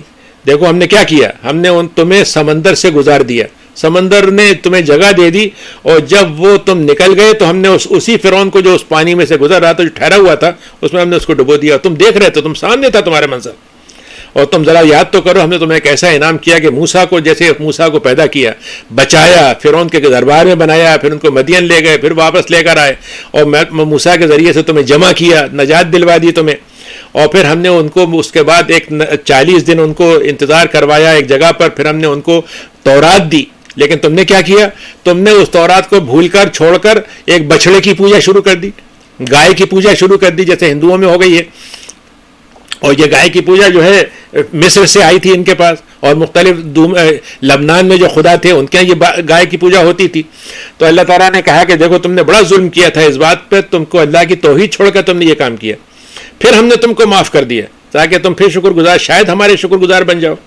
ہم نے تم کو کتاب سے، موسیٰ کو کتاب سے نوازا، اور ایسی کتاب سے نوازا جس میں حق اور باطل بالکل واضح واضح تھے، الگ الگ تھے، کہ تم ہدایت پہ رہو گے. ہم نے موسیٰ سے کہا، موسیٰ نے جب اپنی قوم سے کہا کہ اے قوم تم نے بڑا ظلم کیا یہ بچڑے کی پوجا کر کے، اب تمہارے پاس ایک ہی راستہ ہے کہ تم اپنے آپ کو اللہ کے سامنے توبہ کے لیے پیش کر دو، اور تم اپنے آپ کو خود سے مارو تاکہ تمہاری توبہ قبول ہو جائے. تو یہ توبہ تمہاری اگر ہوگی تو اللہ کے یہ قبولیت کی ذریعہ بن جائے گی. تو اللہ تعالیٰ نے بہرحال ان میں سے بہت سے لوگوں نے مارا تو ہم نے ان کی توبہ قبول کر لی.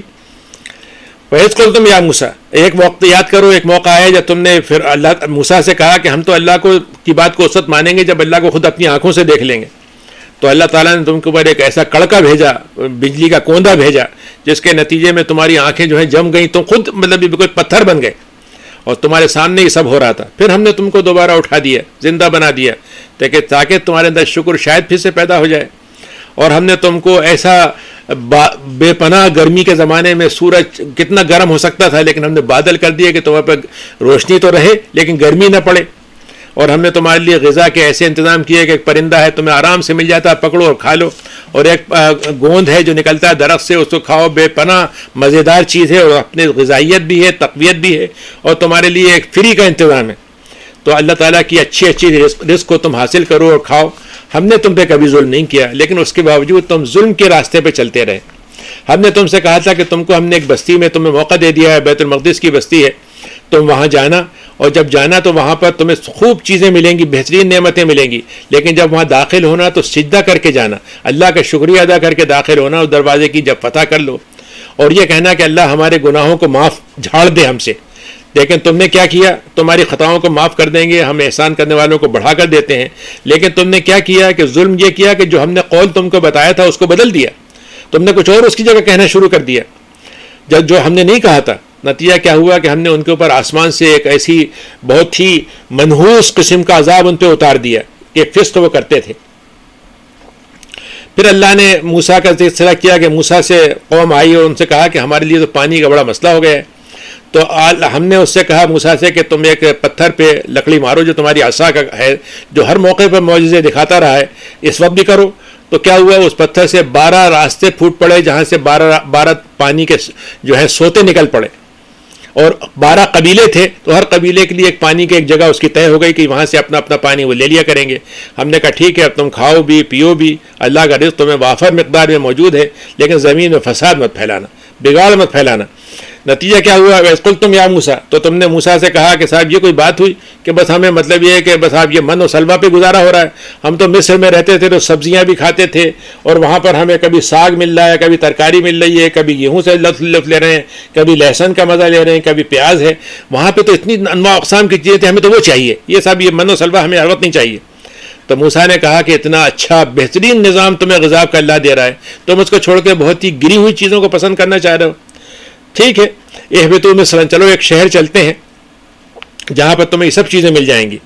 پھر اس کے بعد جب انہوں نے ہماری نافرمانیوں پہ نافرمانی کرتے چلے گئے تو ہم نے ان کے لیے جو سزا دی وہ کیا تھی کہ ان کے اوپر ہم نے مسکینیت طاری کر دی، ان کو نیچا کر دیا. ذلت کا مطلب یہ کہ دوسری قومیں ان کے اوپر چھا گئیں، اور مسکنت کا مطلب یہ ان کے اندر ایک عجیب قسم کی خوف کی حالت پیدا کر دی کہ سب کچھ ان کے پاس ہے لیکن گھبراہٹ ہے، لاکھوں کروڑوں ان کی جیب میں، لیکن مطلب یہ اپنے آپ کو بالکل مسکین سمجھ رہے ہیں، کمزور سمجھ رہے ہیں. یہ ہم نے مسلط کر دیا ان پر، اور وہ اللہ کے غضب میں آ گئے. کیونکہ اللہ کی آیتوں کو انکار کرتے تھے، نبیوں کو قتل کرتے تھے، یعنی نبیوں نے ان کو سزا دے، نبی ان کو روکتے تھے تو ان پہ غصہ ہو جاتے تھے کہ صاحب آپ کون ہوتے ہیں ہمیں روکنے والے. یعنی اگر کوئی اچھائی کا حکم دے تو آپ اس کو بند کر دیں. مثلا الارم بج رہا ہے تو آپ الارم کو توڑ دیں کہ یہ الارم نے اٹھایا کیوں مجھے، یا کوئی بیرو میٹر بنا رہا ہے کہ بھائی اس موقع پہ گرمی زیادہ ہے، سردی زیادہ ہے، آپ اس کو توڑ دیں. تو انہوں نے انبیاء کو قتل کر دیا. یعنی یہ قتل کرنے کا مطلب یہ کہ گویا اللہ تعالیٰ کو سزا دے دی، یا نبیوں کے خاموش رہنے سے آپ کا مطلب یہ کہ معاملہ حل ہو گیا. تو اللہ تعالیٰ نے کہا کہ اس کے بعد ہم نے ان کے اوپر یہ مسکنت طاری کر دی، اور وہ سرکشی میں بڑھتے چلے جا رہے تھے، نافرمانی میں. اور ایک بات یاد رکھو کہ ایک زمانے میں، ہر زمانے میں ایک دین رہا ہے ایمان کا، اللہ کا، اور وہ اس وقت اس کا نام تم یہودی رکھ دو، اس کا نام نصرانی رکھ دو، عیسائی، اس کا نام بت پرست رکھ دو، ستارہ پرست رکھ دو، صابئین بنا دو، یہ سارے لوگوں کا نام سے کوئی فرق نہیں پڑتا. اصل چیز یہ ہے کہ وہ جو اصول ہیں اگر وہ اس پہ عمل کریں گے تب کامیاب ہوں گے. تو اگر یہودی ہے اور اس کے ساتھ اللہ پر ایمان لاتا ہے، آخرت پر ایمان لاتا ہے، نیک عمل کرتا ہے، عیسائی تھا اور آخرت پہ ایمان لاتا تھا اور ایمان اللہ پہ لاتا تھا تو وہ کامیاب ہوگا. صابئی ہے، صابئی نام رکھ لے اور اس کے تو دوسرے الفاظ میں اگر میں مسلمان نام رکھ لوں اور اس وقت کروں کچھ نہیں تو خالی مسلمان ہونا کافی نہیں ہے، مسلمان کے بعد اس کی جو کنڈیشن ہے وہ پوری کرنا ہوں گی. تو ہر دور میں ایک ایمانی کا کامیابی کا ذریعہ تھا. اب آج جو ہے اسلام اور اسلام کے ساتھ ایمان اور عمل صالح یہ چیزیں ہوں گی تو کامیابی ہوگی. اور دیکھو ہم نے تم سے ایک دفعہ عہد لیا تھا اور اس عہد میں ہم نے یہ کیا کہ تمہیں عہد پہ جمائے رکھنے کے لیے طور کا پہاڑ تمہارے اوپر معلق کر دیا کہ اب تم ہماری بات کو زبردست طاقت سے پکڑو گے. اور دیکھو تم اس بات کو یاد کرتے رہو تاکہ تمہارے اندر تقویٰ پیدا ہو. پھر تم پیچھے ہٹ گئے، پلٹ گئے. فلولا فضل اللہ، لیکن اللہ کا فضل تم پر موجود تھا، وہ محروم نہیں کرنا چاہتے تھے ہم تمہیں، تو ہم نے تم پھر نکال دیا اس چیز سے. اور تمہیں یاد ہے ہم نے کہا تھا کہ سبت کا دن جو ہوگا سیٹرڈے وہ صرف عبادت کے لیے ہوگا، اس میں کوئی دنیاوی کام نہیں کرو گے. لیکن تم نے اس میں سرکشیاں شروع کر دی، ہیلے سازیاں کرنا شروع کر دی. تو ہم نے تم سے کہا کہ ٹھیک ہے اب تم بندر بن جاؤ اور ذلیل ہو کر بندر بن کر رہو، یعنی ذلت کے ساتھ تم بندر بن رہو گے. جیسے بندر ہوتا ہے کہ ہر طرح کی مطلب یہ کہ بس مطلب یہ کہ بے تکی باتیں، نان سینس اور بہت ہی عجیب غریب قسم کی حرکتیں کرتا ہے، تم انسانیت سے گر کر بندر جیسے گرے ہوئے بن جاؤ گے. فجعلناها نکالا، تو ہم نے تمہارے لیے اس کام کو کیا کیا کہ تم پر دھتکار اور پھٹکار پڑتی رہے، اور ہم نے ان کے انجام کو ان کے زمانے کے لیے اور ان کے بعد کے آنے والوں کے لیے عبرت بنا دیا تاکہ جو لوگ تقوی والے ہیں وہ اس سے عبرت لیں. موسیٰ نے اپنی قوم سے کہا، ایک آدمی مر گیا تھا، اس کا پتہ نہیں چل رہا تھا کہ قاتل کون ہے، تو وہ آئے، ان سے کہا کہ ہمیں کوئی بتائیے. تو انہوں نے کہا بھائی ایک ہی ترکیب ہے، اللہ تعالیٰ یہ کہہ رہا ہے کہ گائے ذبح کرو اور گائے کا ایک ٹکڑا مقتول کے اوپر لگاؤ تو مقتول زندہ ہو کے بتا دے گا قاتل کون ہے. اچھا وہ گائے کی عبادت کرتے تھے تو ان کو تو بڑا برا لگا کہ یہ کیا بات ہوئی کہ ہم گائے کو، اور اللہ تعالیٰ یہ بتانا چاہتے ہیں گائے جو ہے وہ تمہارے لیے عبادت کیسے کرنے والی ہو گئی، تم اس کی عبادت کیوں کرو گے، وہ تو ایک اللہ کی پیدا کی ہوئی چیز ہے. تو انہوں نے کہا کہ آپ مذاق کر رہے ہیں ہمارے ساتھ. تو ان کا خدا کی اللہ تعالیٰ مجھے بچائے اس بات سے کہ میں جہالت کرنے والی باتیں کروں، جہالت کی بات کروں، یعنی میں ایسی بات کروں جو اللہ نے کہی نہیں ہو، میں اپنی طرف سے منسوب کر دوں اللہ پر. تو انہوں نے کہا اچھا اس طرح سے یہ بتائیے کہ اس کی کچھ تفصیل بتا دیجئے. تو انہوں نے کہا کہ ایسی گائے ہونی چاہیے جو نہ بوڑھی ہو نہ بچیا ہو، یعنی بالکل چھوٹی بھی نہ ہو، بالکل بہت پرانی نہ ہو گئی ہو، بیچ کی ہو، اور تم یہ کام کر لو. تو انہوں نے کہا نہیں ذرا سا ہمیں بتائیے رنگ کیسا ہونا چاہیے. تو انہوں نے کہا کہ ذرا بہت ہی چمکدار قسم کا، بہت ہی بھڑکیلا پیلا رنگ ہونا چاہیے اور دیکھنے والوں کو مزہ آ جائے اس میں. تو انہوں نے کہا کہ ابھی بھی ہمارے پاس تھوڑی سی اور کمی رہ گئی ہے، ذرا سی اور لمیہ سے پوچھ لیں، لیکن ہم انشاءاللہ جو ہے اب آپ کی بات کو مان لیں گے. تو انہوں نے کہا کہ ایسی گائے ہونی چاہیے جو کبھی جس کو حل میں جوتا نہیں گیا ہو اور کبھی اس کو پانی پلانے کے لیے، اس سے سینچنے کے لیے اس کو جوتا نہیں گیا ہو، اور بالکل اس میں ایک دھبا نہ ہو کسی قسم کا بھی. بل اگر رنگ ہے تو رنگ میں ذرا سا بھی کالا رنگ ہے بیچ میں تو وہ غلط ہوگی. تو قرآن نے کہا اچھا آپ کہتے ہیں اچھا اب آپ نے یہ بات کہہ دی تو ٹھیک ہے اب تو ہم کرنا ہی پڑے گا.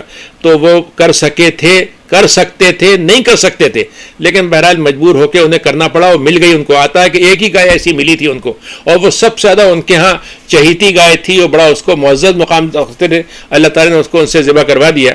تو اس سے معلوم ہوتا ہے کہ جب انسان کو دین کی معلومات دی جائے اور وہ تھوڑے سے حکم پہ عمل کر لے تو کافی ہوتا ہے، لیکن جب وہ سوالات کرتا چلا جاتا ہے تو اپنے لیے مشکلات بڑھاتا جاتا ہے، جبکہ وہی اتر رہی ہو. خاص طور سے وَإِذْ قَتَلْتُمْ، یہی وہی بات آ رہی ہے کہ تم نے جب قتل کر دیا تھا ایک آدمی کو تو فَدَّارَأْتُمْ فِيهَا، اور تم اس کے بارے میں جھگڑ رہے تھے ایک دوسرے سے کہ کوئی کہہ رہا تھا اس نے مارا، کوئی اس نے مارا تھا.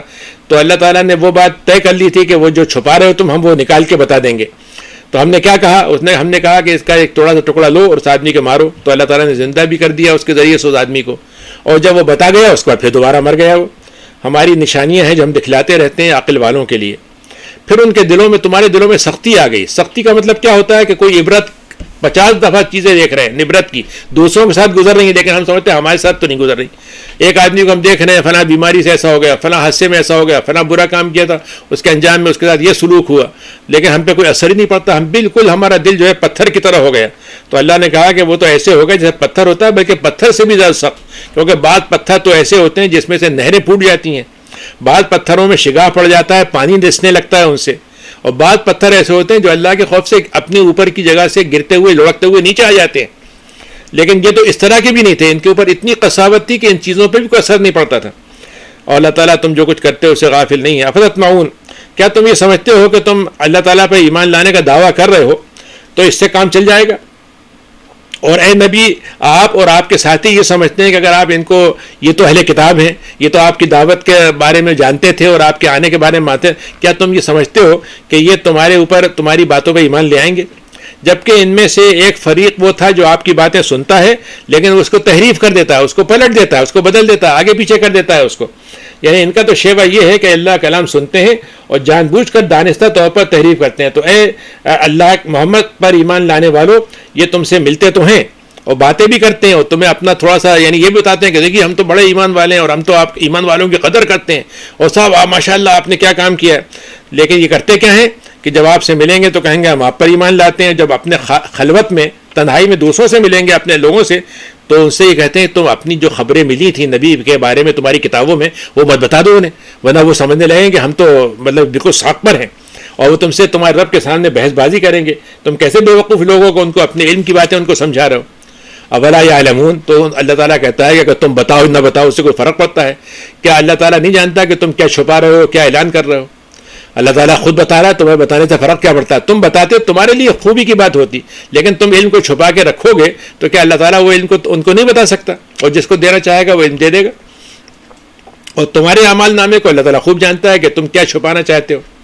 وَمِنْهُمْ أُمِّيُّونَ، بعض لوگ جو ہیں ان میں سے بالکل لا علم ہے، مطلب علم دیکھتے کتاب. امی کا لفظ جو تھا انہوں نے، یہودیوں نے اپنے آپ کو کہتے تھے کہ ہم پڑھے لکھے لوگ ہیں اور اپنے علاوہ کو وہ امی کہتے تھے. امی کا مطلب ہوتا ہے جینٹائلز، یعنی لا علم کہہ لیجئے یا بالکل ان پڑھ کہہ لیجئے. تو اللہ تعالیٰ نے انہی پر وہ لقب اتار دیا. ان کا کہ ان میں سے خود ایسے لوگ ہیں جو دین کے کتاب کے بارے میں ان کو کچھ پتہ نہیں ہوتا، ایک آدھ دو باتیں سن لی اور مطلب یہ کہ فتوے دینا شروع کر دیتے ہیں.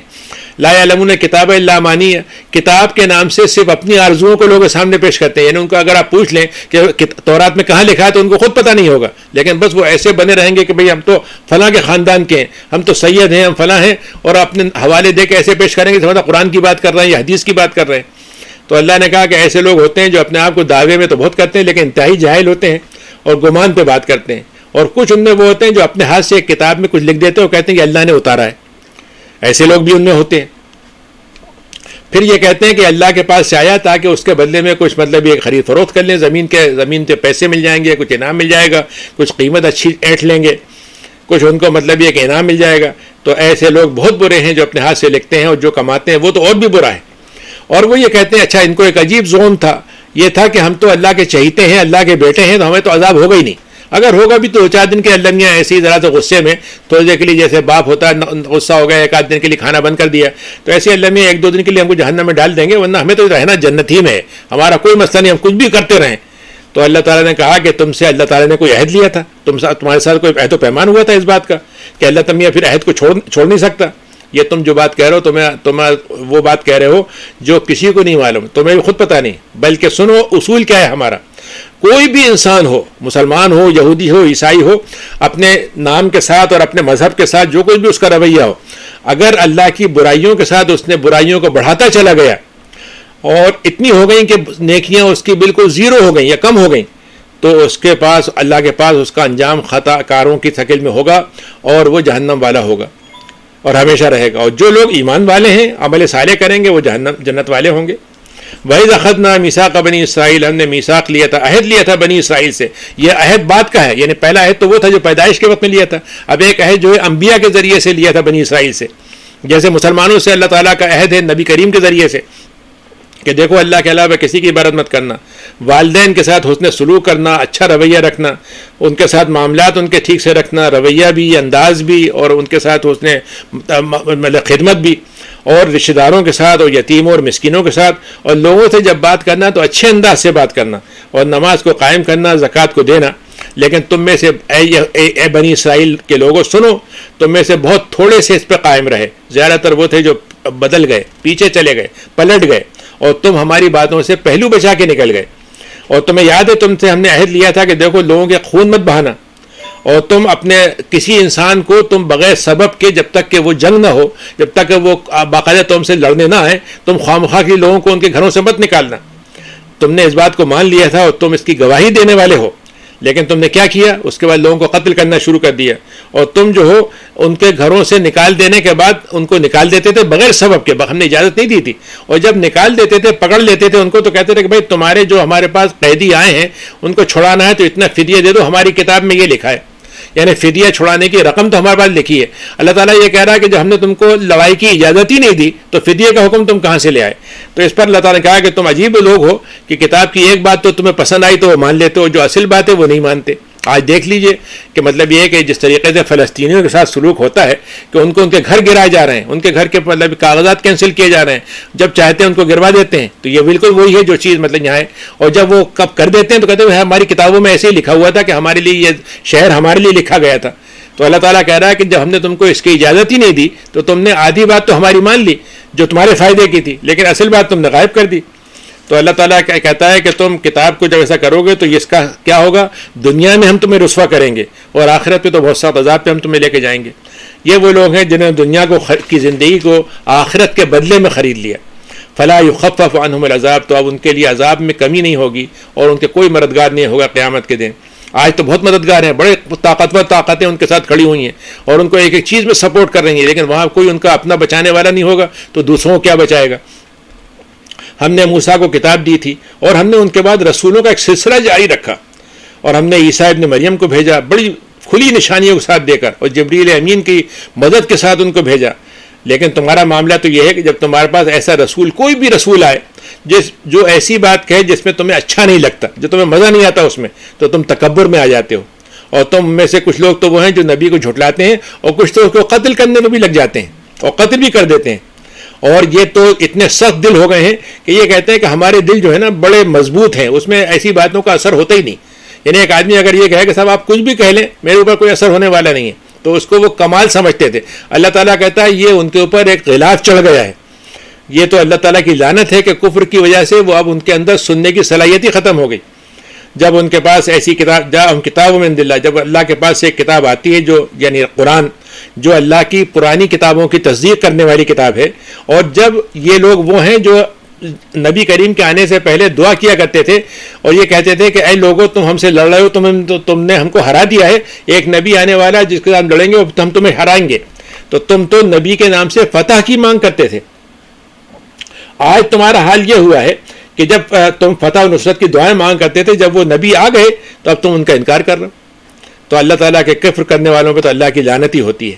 کتنی بری چیز انہوں نے خریدی ہے کہ وہ اللہ کا انکار کریں جس بات کو اتارا گیا تھا ان پر، اور بغاوت کرتے ہوئے، سرکشی کرتے ہوئے، اور یہ تو اللہ نے ان کے لیے فضل کی بات اتاری تھی، اور لیکن وہ یہ سوچتے ہیں کہ فضل ہمیں صرف ملنا چاہیے، دوسرے کو نہیں ملے۔ اللہ تعالیٰ کہتا ہے کہ میرا فضل جو ہے وہ میرے جس بندے کو میں چاہوں دوں، تم مجھ سے پابندی نہیں کر سکتے۔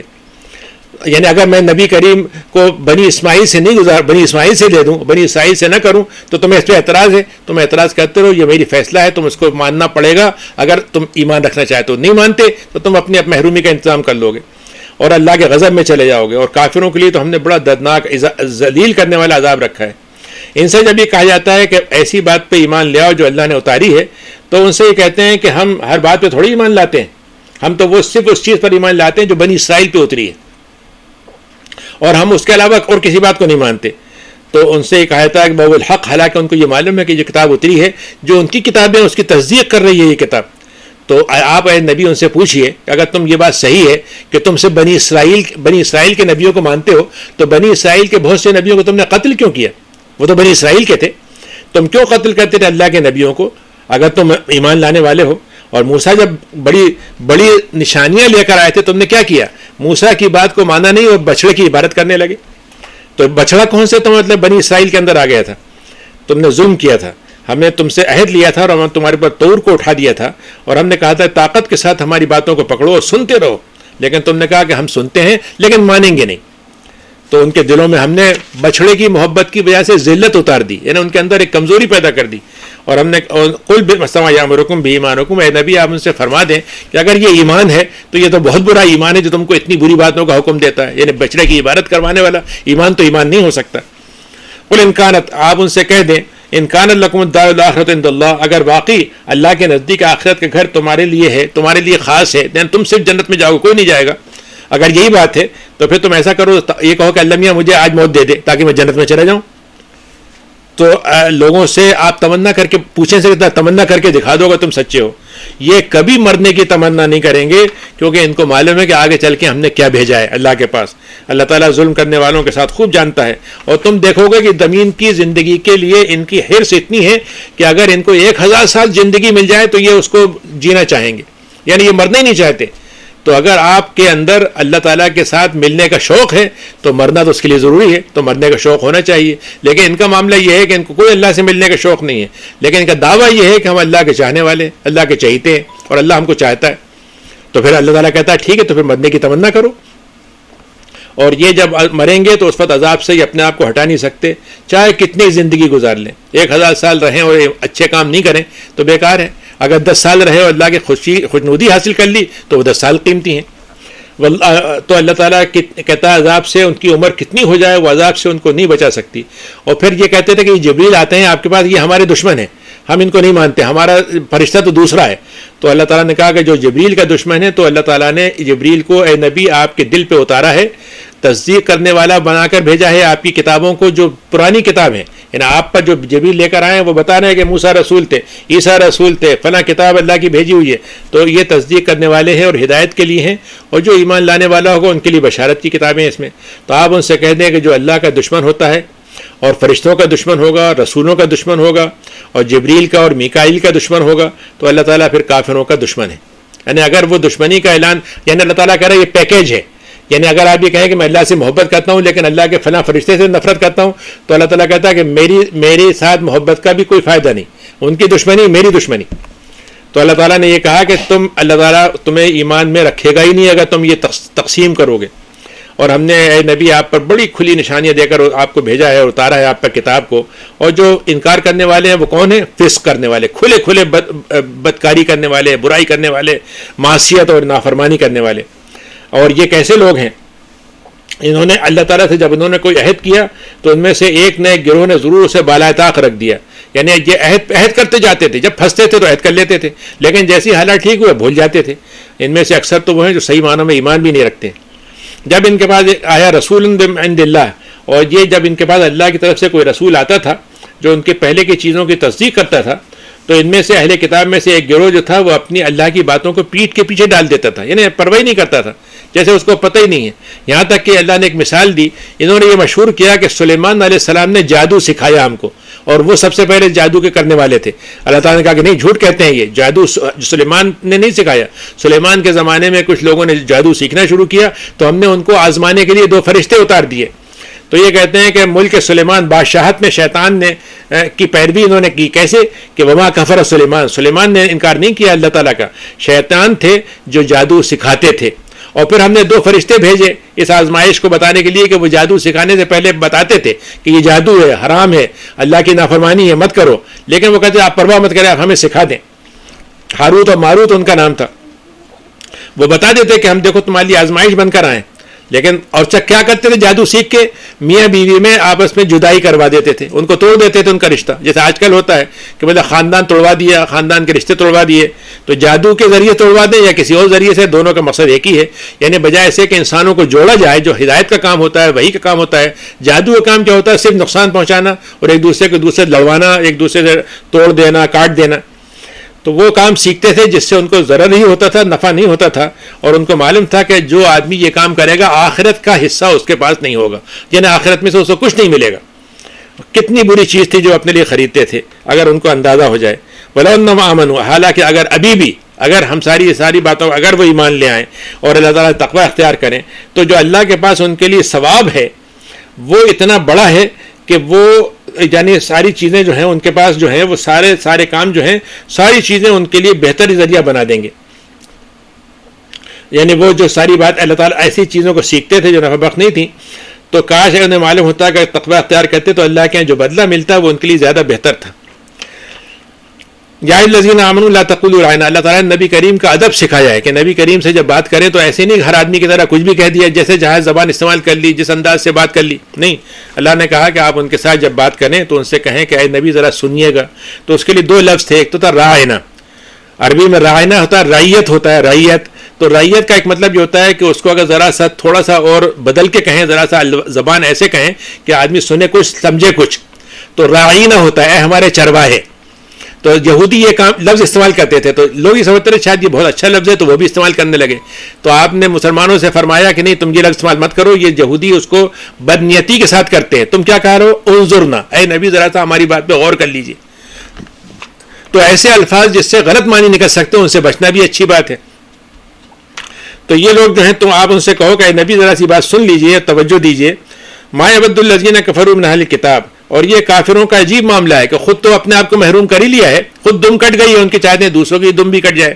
تو یہ نہیں چاہتے کہ تم ہدایت پر ہو، یہ چاہتے ہیں کہ تم بھی ان کی طرح سے اللہ تعالیٰ سے دور ہو جاؤ.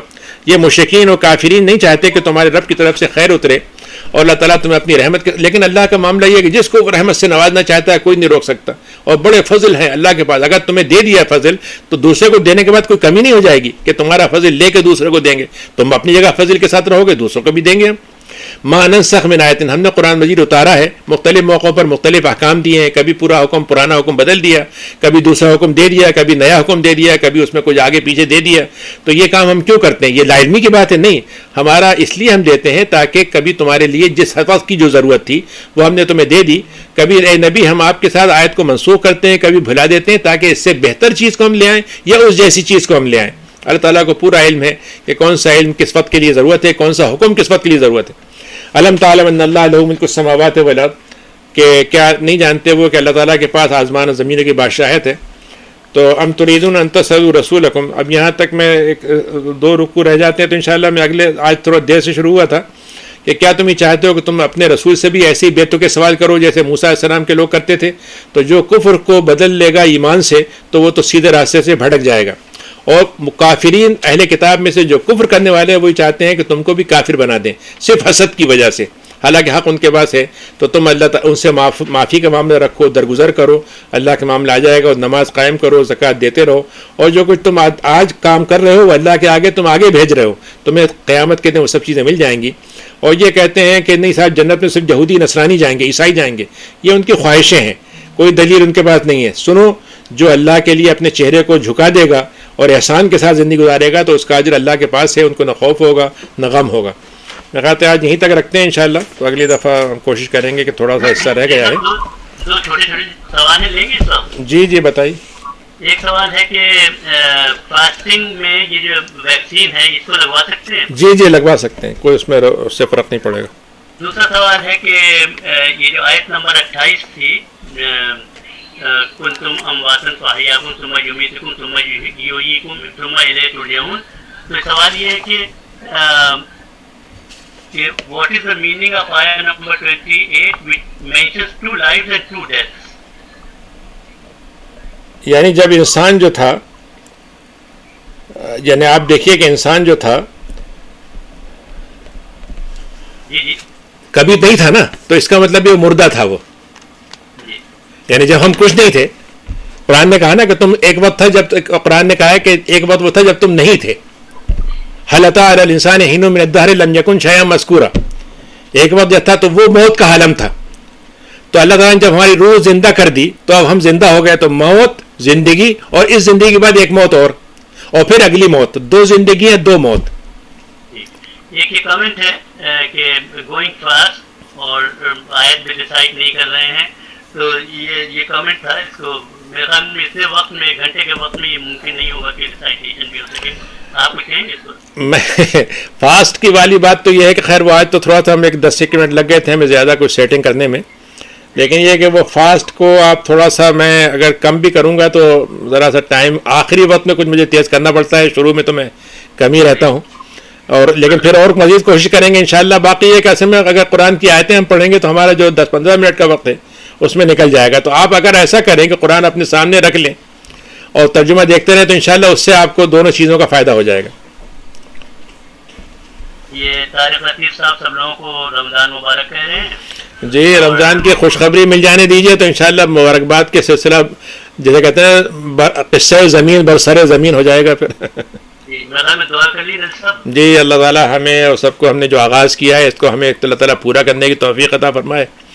اور یہ رمضان کی آمد ہے تو رمضان ہمارے لیے برکتوں کے ساتھ اور خوش نصیبی اور آسانی کے ساتھ اور جان و مال کی حفاظت کے ساتھ رمضان آئے اور برکتوں کے ساتھ اور خیرات اور اچھی نیکیوں کے ساتھ اللہ تعالیٰ کے پاس جائے، ہمارے اعمال لے کر ہمارے سب کے لیے بہتر معاملہ فرمائے۔ سبحان ربک رب العزت عما یصفون وسلام علی المرسلین الحمد للہ رب العالمین۔ ہمارے سارے بیماروں کو اللہ تعالیٰ شفا یاب فرمائے، اور جو دنیا میں ہیں رخصت ہو گئے ہیں ان کے لیے بہتر معاملہ ہو، جو موجود ہیں ان کو شفا یاب کرے، اور جو صحت مند ہیں ان کو صحت مند رکھے، بیماری سے حفاظت کرے ان کی۔ آمین۔